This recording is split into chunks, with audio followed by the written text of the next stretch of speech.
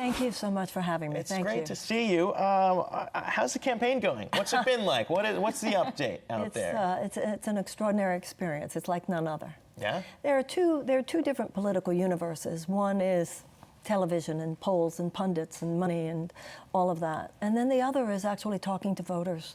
And it's a very different experience. And the American people are on high alert in their listening. Very impressive, the voters in the primary states who know that they have a lot of power on their hands making this decision. Yeah. And that part is exhilarating and really very moving. Yeah, very exciting stuff, too. You mentioned money. We've gotten some updates from other candidates so far about how they've been fundraising in the third quarter. Not everybody's yet. How have things been out there for you? We made about $3 million. Oh, wow. Well, I mean, it's so obscene the way the part that money plays on our political system. Most of us live in a universe where $3 million is like a big deal. Right. In presidential fundraising, it's like, oh, she just squeaked by. Right. But, $3 million definitely says there are a lot of people out there saying, you stay and you keep going. Yeah. And I appreciate that so much. So then we're not going to be hearing any news soon that you've decided to suspend your campaign? Oh, no. As long as people are showing up at my events, telling me, showing up at, I'm in the oddest places. It could be on an airplane, in an airport, walking down the street. People say, you stay in there. People, it's amazing. And as long as they're sending the money to Marianne2020.com, yeah. I'm in there. Well, it's the American people who should be making this decision, not the gatekeepers. There's a lot of reasons out there right now among Democrats to continue the fight, too, because we've seen a lot of your guys' candidates out there right now talking about impeachment and talking about impeaching President Donald Trump right now. And in the wake of that whistleblower complaint over his call with the president of Ukraine, the president spoke earlier today about having both Ukraine and China investigate Joe Biden's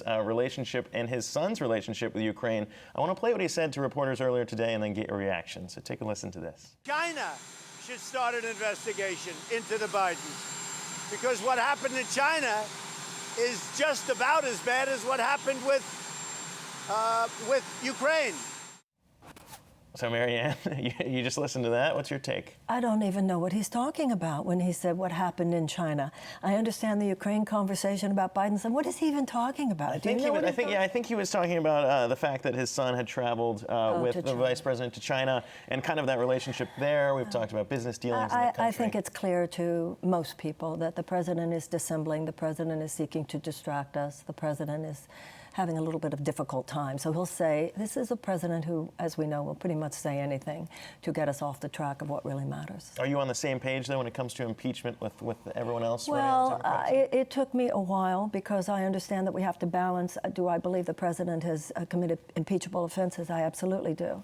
But the political realities are such that it wasn't until very recently, last week instead, that I actually put out a statement saying that I support the inquiry for that reason. It's gone too far. We have to do our own constitutional duties, not only people in the legislature, but we as citizens. There has to be a point at which we all hold accountable any lawless elected official, including the President of the United States. So I want to dive into some of your proposals, particularly on the economy. So you talk about closing the wealth gap, and you have a lot of proposals on how to necessarily do that. So I want to first go to universal health care. You said you prefer a Medicare for all type plan.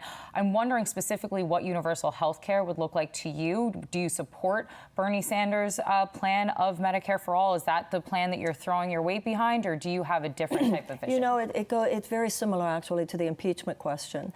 Do I support his plan intellectually? Yes, I do. However, the political realities, the personal realities of so many millions of Americans are such that I do believe we should start with a public option in addition to Obamacare. And how would you fund it? Actually, I'm curious to know how you would fund most of your proposals and policies. Bernie Sanders and Elizabeth Warren, for example, they come out and they say that they actually want to increase taxes on the rich. They want to put extra taxes on Wall Street. I'm wondering how you want to fund a lot of the plans that you have for criminal justice reform, the Institute for Peace that I know you want to create. How exactly do you envision paying for all of that? Well, let's look at the semantics there. If you repeal the 2017 tax cut, the 2017 $2 trillion tax cut that gave 83 cents of every dollar to the very richest and the various corporations, to repeal that tax cut is not putting a higher tax on the rich. It's just stopping this ridiculous ridiculous slide by which we have made this huge transfer of wealth over the last 40 years into the hands of a very few Americans, to the point where 1% of Americans own more wealth than the bottom 90%. I would repeal that tax cut, although I would put back in the middle class tax cut because I think that's a good idea and should have been there from the beginning. I would stop the corporate subsidies, such as the $26 billion that we gave to oil and gas alone last year. You know, Martin Luther King used to say, if they give it to rich people, they call it a subsidy. If they give it to poor people, they call it a handout. I would also take back this ridiculous way that the U.S. government abdicated its right to negotiate with big pharmaceutical companies to lower drug prices. I would say that we should look at the military budget, and every dollar that the military says they need for our legitimate security, they should get. But the money on top of that, which has to do just with short-term profitability for defense contractors, that goes away. And I also agree about the 3% tax on assets of billionaires and 2% on 50 million or more. That's what's interesting, too, though, because we talk about, both sides here, and President Trump has been very careful about defending against socialism. We're going to hear that talk later this week. But when you kind of break out your plan versus maybe Senator Sanders or Elizabeth Warren, it's interesting to hear your take on capitalism, because you're not necessarily saying capitalism is a bad thing. You just want it to work for everybody else. I want capitalism with a conscience. My argument is not in any way anti-capitalist. However, a virulent strain of capitalism has grabbed hold not only of capitalism but of our governmental functioning and our value system for the last 40 years. You know, something that a lot of people don't know is that when Milton Friedman and the whole Chicago School articulated trickle-down economics, saying that market forces unfettered by governmental regulation should be the bottom line organizing principle, Milton Friedman himself said, but we have to have a universal basic income to make it safe. So it's simply a matter of balancing all the forces so there's justice for everyone. The problem in America is not that some people can get rich. That's a good thing. The problem in America is that not enough people can get rich today. And I don't believe that the average person who creates wealth in this country wants to feel that they're doing so at the expense of other people having a shot at the opportunity. And what about the corporate tax? And I apologize if you mentioned that in terms of things that you would roll back. I mean, don't you think the corporate tax is ultimately allowing companies to be more profitable here? Yeah, but that's not necessarily good news if that money is not being shared with workers and other stakeholders. So the fact that it's allowing them to be more profitable, and then you look at the CEO class, you look, before the 1980s, CEOs were not even able to be, it wasn't even legal for a CEO to be paid in stock options. So the fact that government is more, we're over this illusion that they're making more profit means it's going to trickle down to everybody else. I think after 40 years, the jury is over, is in on that. So I want to go to another part of that economic plan that you have. So you say that you want to reduce and even in some instances eliminate student loan debt. This is obviously something that we've heard a lot of presidential candidates talk about. I'm wondering how much of a reduction in student loan debt, I care because I have student loan debt, right? So how much of a reduction, and for people that would have their student loan debt eliminated, who exactly? Everybody, all of it. And so all student loan debt gets eliminated under Let me tell you why. My idea of creating peace and prosperity comes from unleashing the creativity and the productivity of the American people. All public policy, both domestic and international, should be built around the core principle of what helps people thrive. That's where money comes from. Money comes from releasing people so that they can live their dreams. Then they're happier. How many young people, and not so young people, who are loaded by these college debts, want nothing more than to get into the game? Wish they had $2,500 in discretionary spending so that they could start their websites, et cetera. So I say the society is better off if you let people be who they want to be, do what they want to do, because what people want to do is create great things. So yes, I said, well, why are we're talking about a $1.5 trillion student loan debt. We're talking about a $2 trillion tax cut.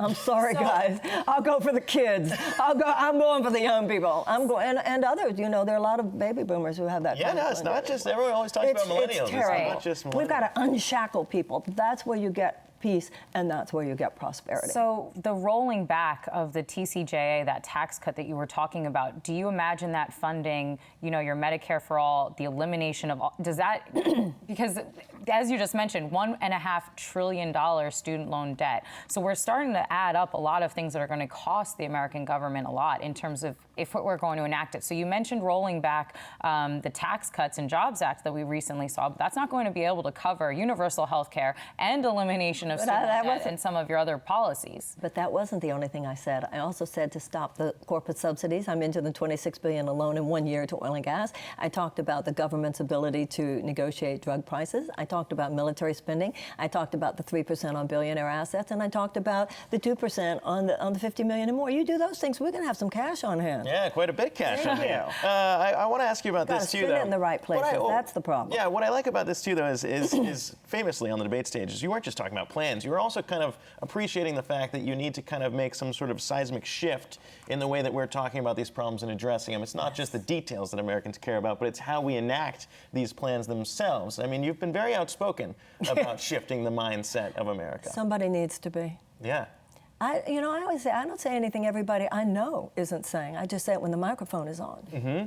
Yeah, well, I want to ask you this, too, though, because when we talk about how many candidates are in the stables right now, and we're looking at it, right, and everyone's being asked, look, will you get behind, if it's not you, will you get behind the eventual 2020 Democratic candidate? And just hearing you talk about all these things, there are some overlap with other candidates. So I'd have to ask, if it's not going to be you, which candidate would you get behind to kind of enact some of these ideas you're talking about? Well, I think given the challenge of replacing Donald Trump, I'll get behind any Democrat who's running. Mm-hmm. These times are way too serious for anything less than that. So whoever the Democrat is, I'm there. Is there one other than you that you're talking about who's also talking about the same issues? There are two or three that they're all lovely people, but there are two or three who I have a little more fun. Can you name those two or three? No, but I'm a left-wing progressive Democrat, so it becomes pretty obvious. All right. So as my last question to you, I have to ask you about some of the criticism that I've heard a lot of people talking about, because you're not a politician, and there's not everyone on that debate stage has been a politician. We've seen some celebrity candidates before. So I want to know how you respond to the criticism that you are running for president, not just because you want to be president of the United States, but also as a part of your own promotional push for your books or your brand. Well, anybody who thinks that I'm doing this to sell books doesn't know how a book tour operates. This is not a book tour. Notice I haven't mentioned my book. Well, you actually did.